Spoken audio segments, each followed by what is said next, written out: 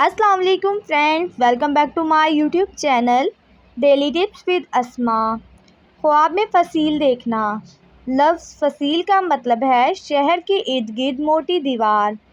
خواب میں فصیل دیکھنے کا مطلب ہے بادشاہ یا ولی۔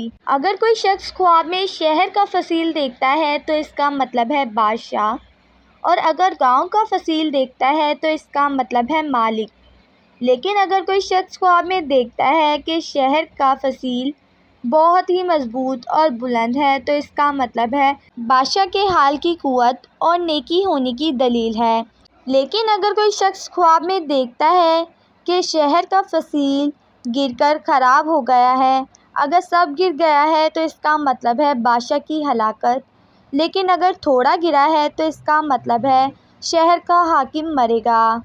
لیکن اگر کوئی شخص خواب میں دیکھتا ہے کہ شہر کا فصیل نیا بن رہا ہے تو اس کا مطلب ہے نیا بادشاہ مقیم ہوگا۔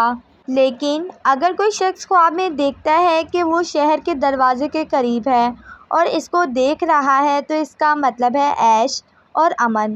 لیکن اگر کوئی شخص خواب میں دیکھتا ہے کہ وہ شہر کی پچھلی طرف ہے اور اس فصیل کو دیکھ رہا ہے تو اس کے نیک اور بد کا اثر دیکھنے والے پر پڑے گا۔